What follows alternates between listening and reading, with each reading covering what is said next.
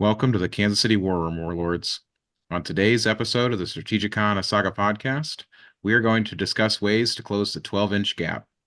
When facing units that want to stay L away, it can be difficult to find ways to close distance and engage. For today's discussion, I have two of our local players back to share their thoughts on this topic. First, I'd like to welcome back to the podcast Charles Yaw. So welcome back, Charles. Hi. Hello, Brett. Yeah. And so next, I'd like to welcome back Stephen Hollowell. Hi, Brett. How you doing? Good. And so before we jump to this topic, there's actually something I wanted to talk about. Here in Kansas City, we have two kind of big events planned for this year. And the first is actually, Charles, you're hosting the event. Is the Ironman tournament we run here in Kansas City is going to be moving to May 18th. And so, Charles, if you want to just give me a quick rundown of what is an Ironman tournament. I know we've talked about it before on the podcast, but kind of what's the idea on an Ironman tournament? Well, this will be our third Ironman tournament, and we're moving to May out of the November spot to make room for something even bigger. And Stephen will talk about that. The Ironman tournament is a tournament where the armies are preset. You don't have to bring anything but your own luck and skill. And so we set historical matchups, and everybody the draw is random. You're going to draw for your opponent in the first round and then draw for your army on a random basis. And then after that, we'll use a Swiss system to rank the players. But again, when you go to the table, it'll be a 50-50 chance on what army you're playing. So everything's provided. Good time. Come be the next Ironman champion. Yeah. And it's a fun tournament. And I say I have a blast every single time I play it. So thank you, Charles. And next, so this is, I think, kind of the big event we've been talking about behind the scenes quite a bit. So, Stephen, I'll let you kind of jump in. And I know we're kind of shooting for kind of late November, but if you wouldn't mind kind of sharing what kind of pull the reveal out from behind the curtain and kind of what's our hope here in Kansas City. Well, we wanted a big Saga tournament. We're going to run a 5-game event over 2 days. We're going to call it the U.S. Grand Nationals. So we have, lofty goals and titles in mind there. I wanted to target Veterans Day just because we get that third day, that federal holiday and there for travel and everything. Yeah. So that would be a Monday travel day. But here in Kansas City, we're literally arm wrestling with all these venues to get that day because of that they're waiting for the NFL schedule to come out. So a lot of things go on here in Kansas City to do with the NFL along these hotels and that sort of thing. So the other weekend option is the weekend before that, which would be the second, third, which happens to be daylight savings, the old fall back. So Yep. And I know the reason we've been talking about this is wanting to do kind of just a 2-day big national tournament to kind of draw everybody out and kind of really throw down some serious Saga. So yeah, central location, easy to travel to, airport. Hopefully the venue we get will be close to I-70 or the airport or something like that. But man, nailing down a venue it's been a month and a half into this so far, and I'm starting to get a little frustrated, not gonna lie. So so that speaks to, I think, the big point is that we're trying to run kind of a good big event. We're working on a good venue, so there'll be a lot more to talk about that as we kind of get into future episodes. So we kind of want to throw that out there. I say if you're serious about Saga and you're here in the US, we want you to come down here and try to prove you're the best. So but that kind of by the way, thank you, Stephen, for sharing that really cool news. Yeah, no problem. And so that kind of brings us back to the topic. And kind of the term I like for it today is kind of no man's land. So the idea of how do you cross kind of the L barrier. And the reason I would like to talk about this is that I was very lucky coming into this group, getting a lot of advice on how to move and how to really just kind of get in when somebody's kind of a good shooty army. But when I watch a lot of games, sometimes I see guys freeze up or sometimes guys struggle with how do I get close to you? How do I cross that 12-inch barrier? And so that's kind of the topic today. And so that leads us to the first question I have for us to talk about, and that there are a lot of troop type options to discuss here. And so the first question I have is, what is your more favored troop type when crossing that kind of L or 12-inch barrier? Okay, well, I'll jump in. There's a couple things you can do when you're faced with a big shooting army. and one is to shoot back. So and that sounds kind of simple, but Mhm. most armies have that option, and I think you probably should at least have some, if have your, and most tournaments allow you to adjust your roster, and Mhm. so you can have that option to get some shooters to fire back a little bit. The next really good option to go after shooters with is composite bow cavalry. You can Mhm. get a lot of shots off and get back out of range, and so you can actually be the guy who's causing the shooting army problems. So there's two really good options there, and we can get into the infantry stuff in a little bit. Yep. Yep. But I like those too. I think about the idea of just bring an extra option of bow levy, or if your warband allows it, just bring some combo warriors and fling them across the board, shoot at the shooter, and then kind of run back. So yeah. Um, and so Steven, I want to kind of ask you this because I know you and I both like to play a lot more kind of melee centric, or kind of I always kind of joke kind of like the Smash Mouth style. Um, and so shooting something I don't do a ton. I'm trying to learn it. Um, what are ways that you like to, if you don't mind me asking? Well, I usually build my armies to deal with that problem. So, or take an army that'll handle that problem at least on an even trade. So, um, we were joking before the podcast. I said my favorite troop type to deal with shooters is guys with shields. So if you can double move or press them, that's always a great option. And without getting into too much detail, there's a lot of tactics that can go into that. And then I just my first my first army that I really built on my own were the Goths, and I took them specifically to go chase guys down and trade up. So I don't know if you've ever looked at the Goth board, but there's some things you can do that you can Mhm. literally just blow up a unit if you can get into it. You'll probably lose those guys in return, but if you're trading Mhm. up, that's an okay deal. And then when you start taking Saga dice, there's less shooting at you, unless it's the army Charles suggested with those composite guys. Yeah. There'll be one left picking off a guy every turn, just driving you crazy. And it's yeah, you got to. There's always something about those shooting armies. They just always have the edge, in my opinion. Yeah.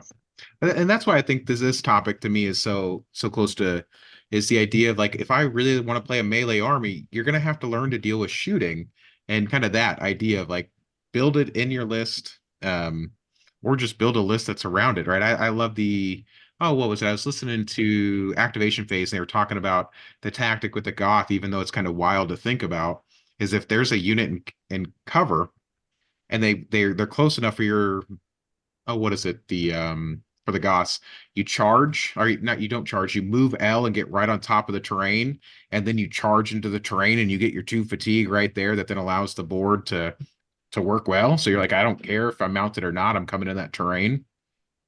Yeah, yeah. Um, and so that's where I kind of like some of those options is like just being able to kind of fly across the board. Shield guys, I think is really good. I say that's always kind of my joking answer. Um, Levy. Well, Well, the Yep. reason I suggested shield is you can put some levy guys, some javelin levy, and screen your troops and just try and get as close as possible for you pop off with your warriors or Hearthguard or whatever you got going in after that. But you're going to lose a lot of that levy on the way. So Yeah.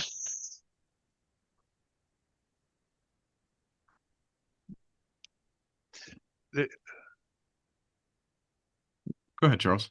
we got an. I've got a. Oh, I had an Amber Alert. That's all I was Oh. looking at. Uh, uh, Back to topic at hand. I think one of the things to look at is the boards and stuff you can look for on boards, or boards that give fatigue-free movement, which really makes it easy to cross, especially if you're 6-inch movers. Hmm. Uh, uh, as you pointed out, cavalry can cross it, although they are going to have often run into terrain where they're going to be slowed, Hmm. and your 6-inch movers are going to have the same problem as they come up, because a lot of times the shooters are going to try to park in terrain. Yep. So sometimes it's not just a double move; it may be a triple move to get there, or you may have to just eat a turn of shooting on the way in. Hmm.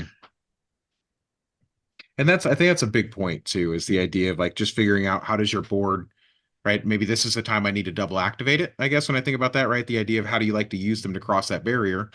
If you have a maneuver or something around that idea of like a fatigue free movement, Yeah. it's like move, use the fatigue free movement, and then maybe you just got to charge after that. Even though it's a triple activation, you're maybe only taking one fatigue to get there. Um, yeah, I like that. I feel like that's kind of a pretty standard tactic, but I also say is you got to practice it. That's I think when I see a lot of guys, and I even think to um, your list, Charles, that you're currently playing in the online league, as you're running the Romans with a 24-inch shooter, and we'll kind of get into the longer shooters soon. But Yeah. I see a lot of guys like just freeze up in front of that thing and not know what to do when you can shoot them that far away that effectively. Well, that's a good thing. No, but For yeah, you, we it can talk. is. Yeah, we Yeah. can talk about that in a bit. Yeah. Uh, I think one of the things that people overlook when they're faced with shooting and to some extent melee, we tend to think of the combat bonus as an offense bonus, Hmm. and most players, especially newer players, that's how they use it. I want to get 2 more attacks, and so I'm going to put my dice there. Hmm. But it also is a defense bonus, and Yeah. it's just as good as if you put a rare in the combat bonus. You've got two extra defense dice, and that's as good as most abilities on the board. Saga abilities below the line. Hmm. It's certainly a good average one, and nothing wrong with that. Yeah. I mean, we tend to overlook that, and throwing 2 extra defense dice against shooting is pretty big. So 6 shots, you're saving on half of them anyway, and now you've got 2 extra defense dice. You might be just totally eliminating it with a good roll, Hmm. and certainly you're going to cancel at least average one more. So uh, uh, so I think that's something that, especially if you're trying to get across the line, that's something people should do. Yeah. That's, when you first showed me that, and I don't know why I didn't see it in the beginning, and maybe I still would say I still don't see a lot of people doing it in that manner of like, if I know this is the round I've got to get in your face because you're just shooting me off the board, is I love that idea of like just putting 2 or 3 in the combat bonus, get your activation going and just kind of get your unit up there, and you kind of just um you find when you need to use them. I think about the ideas you don't need to use all 3 of them or all 2 of them, right? It might be there's a fatigue on that guy and he's going to shoot me. I can use the fatigue for one and then put the two combat bonus into it to kind of help you live through 2 different shootings instead of just planning for one. Because man, some shooting armies, man, they can just shoot 6, 7, 8 times in a round. That can be tough. Yeah. And so that's why I've always kind of liked that idea that you really, I don't know. Like I said, I don't know why in the beginning it didn't seem like maybe it just froze up under shooting too much, but that has saved me so many times. Like you said, you save on half of them. And so having a couple more dice in that pool, and it's any dice you want to bring, and heaven forbid you throw a rare up there. Um, that's Well, big. it's actually a good place to put rares, for Mhm. dice efficiency, because you've got most of your abilities below the line aren't activated by rares, and so I mean there are some obviously, but Mhm. it's a really good place to stick some rares on the turn that you roll a bunch of them, or maybe you save one there if you know you got it coming up in the next turn. Yeah. It's just part of it's planning. Mhm. You've got to get a plan on how you're going to do it. I was talking to somebody in the online league after playing them, and they brought up an interesting point. I don't remember the exact math behind it, but they said something along the lines, and somebody can run some numbers after this, but if you're only hit 2 or 3 times, it's actually more dice efficient to have one combat bonus than to up your armor. Ooh. So, Mhm. so let's say you're hit 3 times, you had one, you had 4 saves, or you up your armor to 5. Which one's more efficient? I think that having the extra dice is actually the way to go, but Yep. I never Yeah. ran the numbers after that, so don't Oh, don't put it in stone. that's with a Saga ability that raises your armor against shooting. Is that what you're referring to?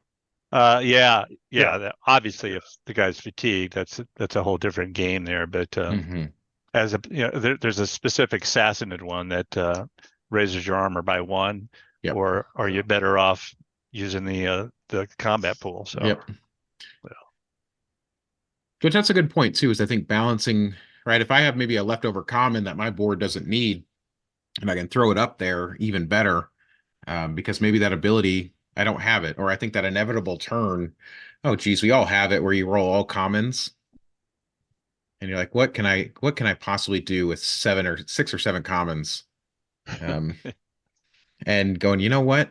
They're a shooter. I'm gonna go ahead and just get across the board, and I'm gonna do it with all combat bonus. So um, it's a big deal. That's probably a really good point. Is figuring out which way does that math need to go?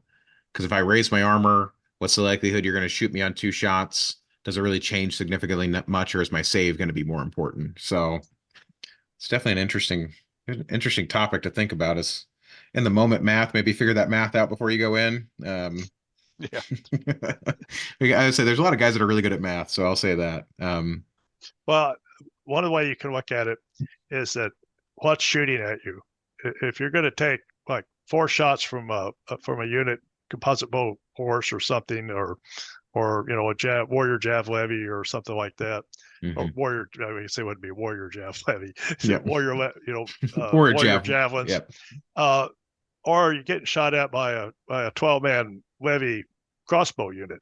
Well, I think raising your army against the 12-man levy crossbow unit's probably more efficient than it is, or excuse me, is in that case is more efficient than if they were a bow unit. Mhm. And certainly raising your armor against 4 shots is more efficient than raising it against 6. So Yeah. the so I think part of that's just figuring, like you said, figuring the math out. Mm-hmm. Yep. But it's definitely something to think about too, is because as you sit there and you go, okay, how can they shoot me? What can they shoot me with? What's got fatigue on it?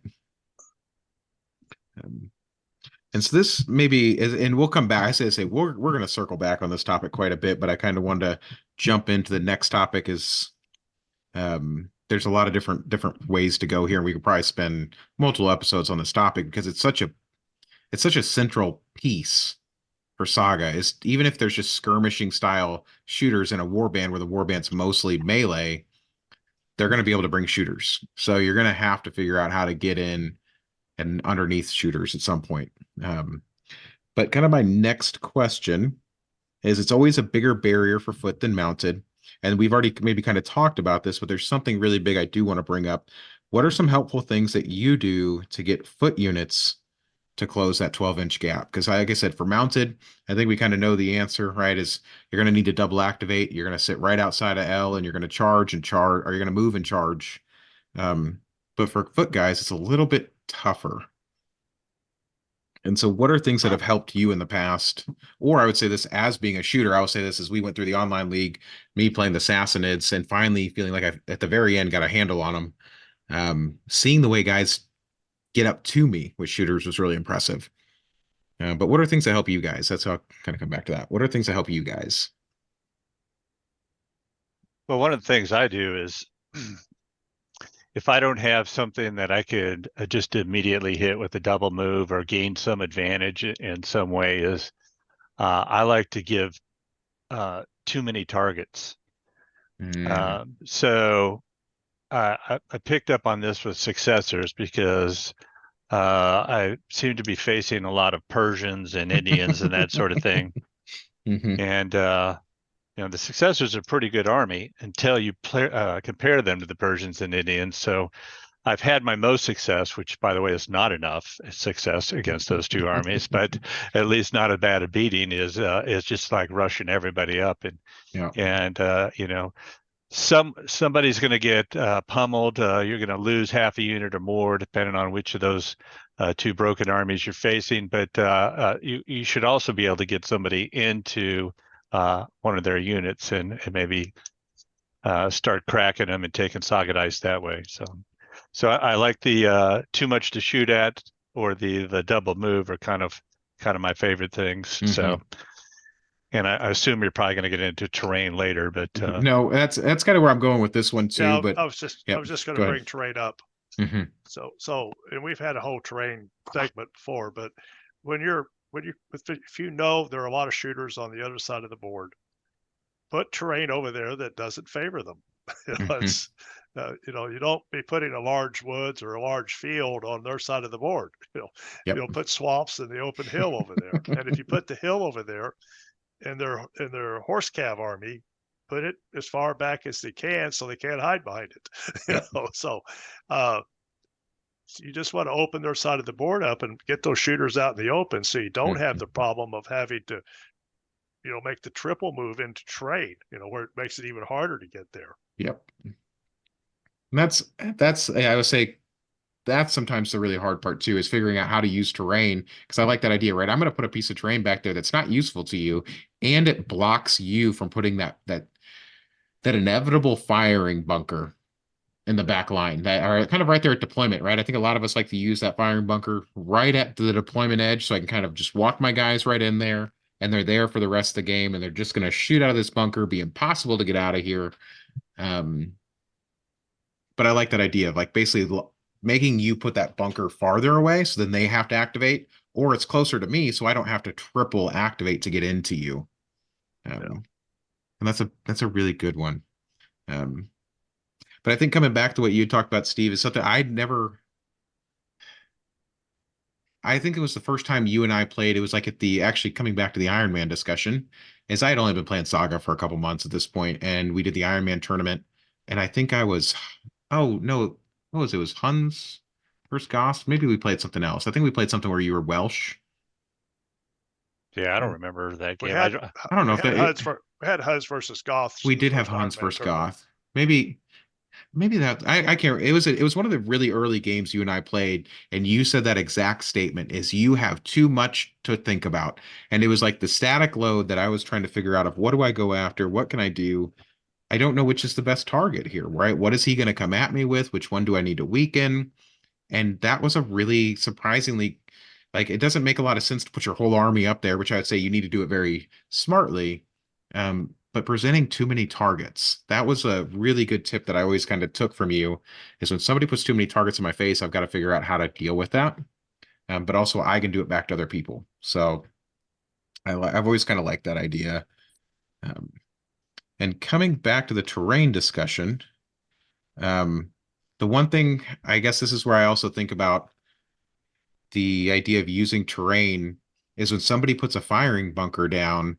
One thing I think I've tried to do maybe a few times if I'm not playing a shooting army now, um, is putting something in front of that's like SOA to block its line of sight, or giving me, and I maybe go back to a game you and I played a long time ago, Charles, was Anglo-Saxons versus Romans. Hmm. And I remember putting, oh, it was like a woods that was just outside of my deployment zone that I knew that you had placed, I think like the swamp, and I knew the swamp is where the bolt thrower was going to go. And so I put something that was kind of close-ish to there. And I took my almost whole army and rushed it around the side of that to kind of explode and just double activate, triple activate. I think I triple activated my Hearthguard levy, or not Hearthguard levy, my mounted Hearthguard. I triple activated him and put him in the backfield to go after it. But it was the idea of putting that piece of terrain that was a high piece of terrain that you couldn't shoot across to really give my foot army somewhere to kind of launch from and not get shot. And I was behind the terrain. That's one thing I always thought that was really helpful. Um, is kind of blocking that line of sight so that you don't have just a clear shot at it. But yeah, so staying with this kind of quick topic, is there anything else that you like to do for foot? And we kind of already touched on it in the first one too, is the idea of combat bonus. Yeah, and we touched on fatigue-free movement, which is Hmm. huge. Hmm. Yeah, so if your board has any fatigue-free movement, really thinking about how to place that in sync with everything. Because I'll say maybe the Anglo-Saxon trick is that I move a unit and then I use the fatigue-free movement to get a next or move. Right now, my foot unit is moving L. And then if I charge from that, I'm gaining one fatigue to get into a unit that's 3/3 anyways. Because what combo warriors, they're 3/3. Jav warriors, they're 3/4. right? What is it? Jab mounted. They're three or jab mounted 3-3. I never remember off the top of my head. Yes. Yep. And so most of those targets you just kind of get up on them, but yep. And so are there any other examples you guys like to use when you look at like moving into range with a loaded board? I think like I said, we've talked about like kind of just taking the hit, double activate. Um, is there anything else that you find helpful? No, I think that kind of covers it. I mean, some of it's just practice, and some of it's just being willing to take some shots. Because Mhm. you're going to have to. I mean, if you don't move up, you're going to get shot. So you might as well move up. So Uh, Attrition's just part of the price you pay to close ranks with those the juicy 3 armor warriors or levy or whatever you happen to be facing. You're mhm. just going to have to take some punches along the way. It's almost inevitable. I think that's probably the biggest trick I think I learned is you're gonna get shot no matter what. I might as well do it on my terms. Um, because man, and like I said, I don't want to kind of pick on any of the moments, but I think when I watched your one of your league games, Charles, you played Romans versus what was he playing? He was playing Pagan Peoples. yeah, And which, like I said, that's a shooty army, so kind of going shooty on shooty is tough. yeah, Um, that's the shooty army. yep. Yeah. And so like both of it's like that kind of standoff match of like who's gonna blink first. Um, and this maybe leads us into our kind of our last, which I feel like is a kind of a side topic to this, but I think it bears a huge discussion, is as we've talked about a 12-inch barrier, kind of the last point, and this is where I'd like to get into that discussion of kind of looking at that game or the way you play Romans at times. Um, the this second, or probably honestly the biggest struggle is against like counter movement boards, so like boards that have activation reactions that move them out of range. So thinking like the Welsh, the Normans, the Iberians, um, boards that do a really good job of when you come up to get me, I just move away. Or even like the fatigue boards. I think I like good what Huns do a good job putting a lot of fatigue down. So when I got a double move to come get you, I've already fatigued to start this. And so you can reduce the movement. Um, how do you kind of work that when it's like an L plus M or like an 18-inch or a 24-inch barrier? Is there any other thoughts on that? Because like I said, that makes it even that much harder. So what are other things that you could think of like during those moments? Well, take some cavalry. Seriously. So, I mean, I personally like to play, kind of mixed boards where they're not totally shooty. And I think, a board that can only shoot would be really relatively easy to beat if you're just willing to take some punishment going in. Um, Yeah. so, you need some counter strike stuff that can move deep, one way or the other. Mhm. Uh, the the Mutuia can do it with their infantry because they've got guys that can charge a foot. So, uh, Mhm. uh, but most boards don't have that. But almost all boards have access to some mounted stuff. Even one mounted unit can make a difference on what's going on. Mhm. Uh, so that's one thought on it. There's a few boards that can shoot more than 12. They become a little bit more problematic. Mhm. Again, just you can limit what they can see or what you can keep in their range or or be willing to go try to kill it. Last year at Adepticon, I played a Norman board with I had Huns, which obviously I could do quite a few things back, Yep. but he had the 24-inch shooters. Yep. And so on my first turn, I charged him, from a long way out. But the Mhm. Huns have a free movement or a fatigue free movement, so we smacked into them with one fatigue and gave them a fatigue and fought it out back there, and I ended up losing that unit, but I also crippled that 24-inch shooter where it Mhm. wasn't going to give me a hassle the whole game. Yep. And that's actually maybe something I don't think we talked about too much is the idea of when you get into range and you think I have to win this melee, Often I look at it now as I don't have to win the melee against your levy shooters, because now even just getting them in melee gives them a fatigue. Yeah. And so I think that's kind of sometimes the beauty too, is even if I don't win the melee, just get in there, right? Now you have a unit in their face. If I kill 4 or 5 of these levy out of a 12 pack, it's now at least in the beginning stages, it's maybe not the most cost effective unit for me to now activate against you to shoot. So it's kind of that taking away that ability. I think it was something we kind of I didn't think about touching on earlier, but that's, I think, a big point that you brought up is just get in their face. Yeah, Putting, I mean, if you've Mhm, got 5 or 6 levy left out of your 12 pack and it costs you a Saga dice, an mhm, uncommon to activate it, you're just less likely to, well, maybe I can do something else with that yep, because I'm only getting 3 shots now or something like mhm, that. It's just not nearly as efficient, and it's not scaring your opponent near as much either. So mhm, yep. And that's where I think sometimes the idea of, even if I maybe lose a unit to do that, I've now taken away the shooting, so then I can get the rest of my army to get in here, um, and do the work. So that's one thing I think, even especially with like the big, like you said, is I think that's the moment I was kind of talking about earlier, is against the Boltor. I triple activated and got back there. And the idea was I just needed to get in its face. yeah. Because once you put a fatigue on a shooter unit, it now, like you said, is I've maybe put a couple fatigue on a unit, or I've taken some of their guys, and it's not as effective. I've double charged that bolt thrower so many times, and he's got resilience. And sure enough, he'll be exhausted. My guy will be just sitting there exhausted at the end of the fight. I'm just like, well, that one didn't work. But yeah, if I see a shooter that I can double charge into and cripple him, even if I'm going to end up losing a Saga dice to take out their big shooter, it's worth it Hmm. every time. Yep. And that, I think, is like the trick, right? Is just, if you can cripple that unit, it's worth it. 100% it's worth it.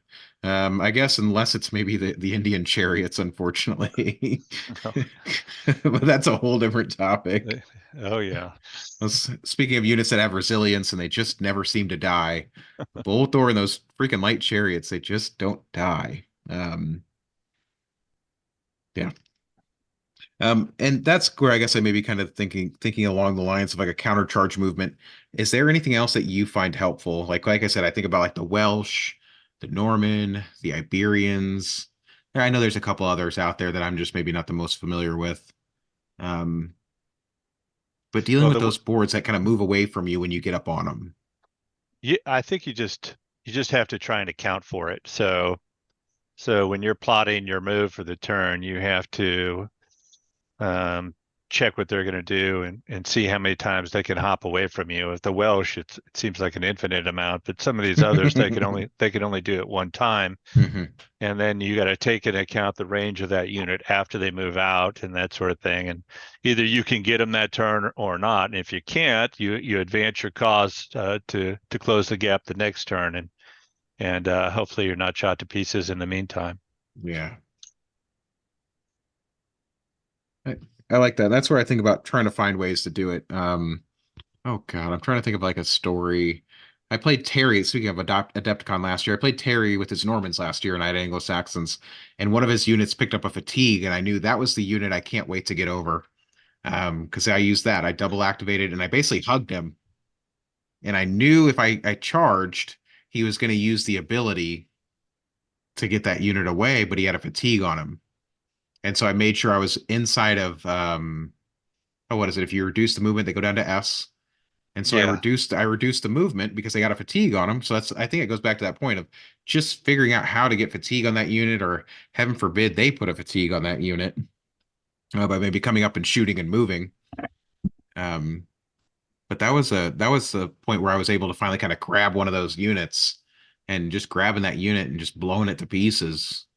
That was pretty vindicating. But especially that geez Louise, kind of learning to do that for the first time was really, really hard.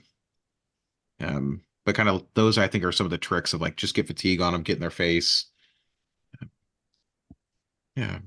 Well, you speaking of getting fatigue on them, sometimes you have to, you want to think about that because if they double shoot at you, then they're going to have a fatigue unless they have a fatigue-free activation. So, and most Mhm. most of them don't. Do you you want to leave that fatigue on? You know, if you have the opportunity to, or do you want to use it to raise your armor? Sometimes you're better off just to leave it there, you know, for Mhm. future use. So that's something you have to kind of think about that too. Yeah, and I think that goes to that point. It's just getting a fatigue on them, right? If I got to take 2 shots to get a fatigue on that unit, then so be it. Because then I can launch something else at it. And I know we didn't get too much into screening, but I guess that's kind of your guys' you talked a little bit about it, and the kind of the idea of screening is using a unit to block line of sight, and that unit's just going to kind of get shot to pieces. Yeah, Um, it's real good with levy mostly. You mhm, just want as many bodies out there as you can. There's a couple boards that really support, like Jav levy mhm, or no equipment levy. mhm. Although, no equipment levy can also create problems for your opponents in a lot of ways. So that's Yeah, a good unit to have. it really is. But I think Jav Levy too, because there's still 4. There's still armor 4 in shooting. And on the charge, my God, are they good? Because if you're going after a shooter unit, they can't close ranks most of the time. Right. Yeah. Actually, I think there's only a couple units that can. Was it's combined formation? That's the Um, only one that can close ranks I know except of. maybe mercs. I think there are a couple mercs that allow you to do it. Um, Uh, yeah, maybe Roman deserters can close ranks. I'd have to look at the book. Combined yeah. Persian combined formation, Hearthguard can do it, Hmm. but Which is that's an expensive unit. So it is. yeah, It's a scary unit, but it's a good yeah, unit. It's expensive. But I guess that's where I gotta think of that too. Just getting some Jav Levy to screen, using terrain. I like to do that too, is the idea of using terrain to kind of create channels. Much like we talked about, like with mounted armies, I want to create channels with terrain. I like to do that too with I'm cutting off as much of the board as possible because the closer it is to that person, the I'm lowering their line of sight, kind of really reducing the sight picture down. yeah. So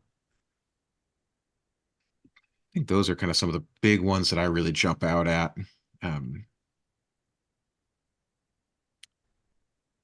Thinking about, and this maybe I didn't put it on here, but thinking about, are there any mercenary units you find helpful as we kind of maybe kind of think about closing out the episode here in a few minutes? I'd like to maybe spend some time, even though I say I know we're an Adepticon swing and we're not worried about mercs right now. Mercs are kind of far from my brain. Um, but are there any mercs that you find helpful when I think about if I know I'm going up against a shooter, what's a merc that's going to help me? Are there any that you found particularly helpful?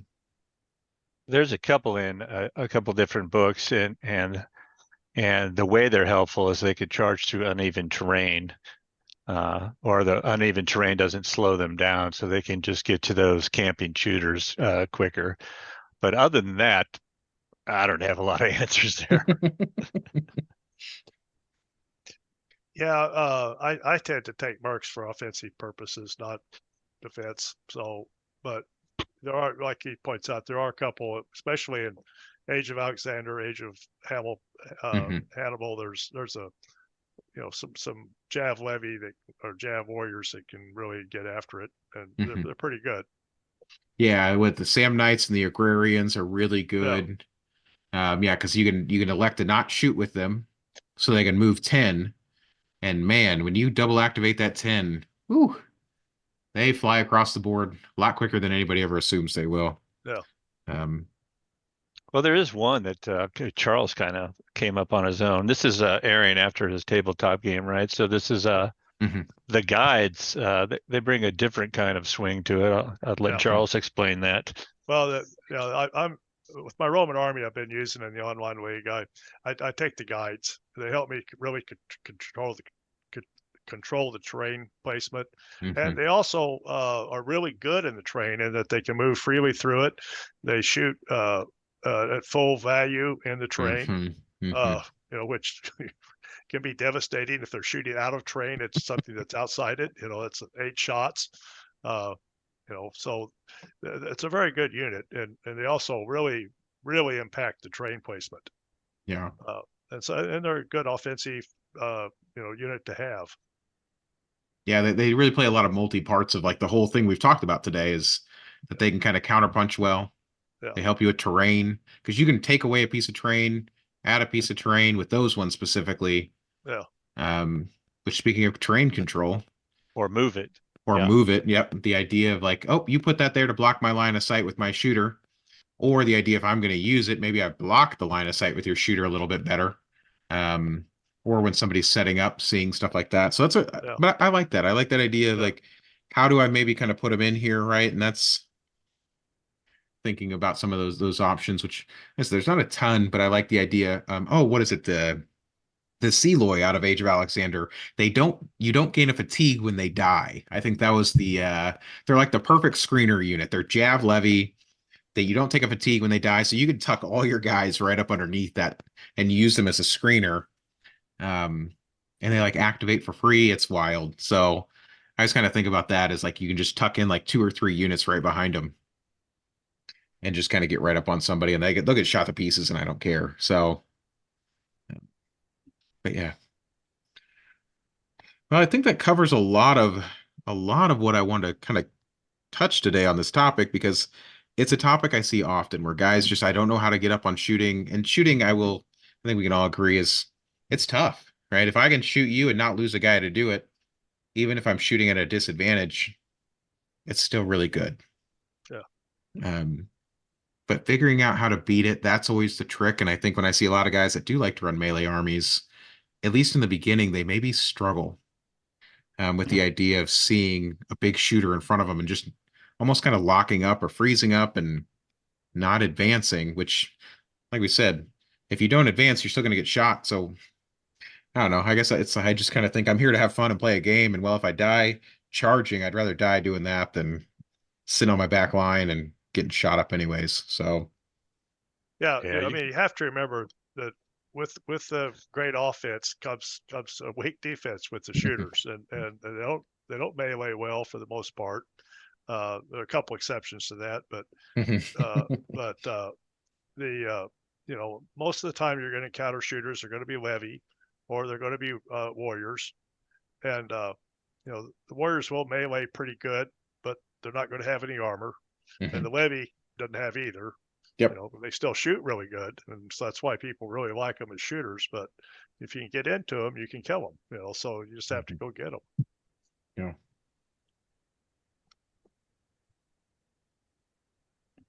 You're about to say something, Stephen? No, I think Charles covered it. Okay. Well, like I said, so I think that's a pretty good cover of a lot of this is I think the big takeaways is just kind of get in there, do the work, put some pressure on them. I mean, it might feel bad to lose a bunch of guys getting across the board, but I think you bring up a good point, Charles, is they can't close ranks, their armor's lower. So once you get on them, if you're a good melee army, it's pretty much game over if you can get to them, which is always a trick. But well, I guess as we kind of come to the end of it, I just want to say thank you guys for coming on and kind of talking me through some of your thoughts on how to kind of cross the 12-inch barrier or get across no man's land. Yeah, glad Yeah. to join you. Also, don't forget to save the dates in those first 2 weekends in November. As soon as I get a venue locked down, we'll Mhm. put out more information. Yep. Yeah. And Iron Man is coming in May 18th, so get it on your calendar. Yep. And we have the venue locked down for that one. Yep. Well, thank you guys, and we'll catch you on the next episode. All right, thanks. Yeah, thank you, Britt.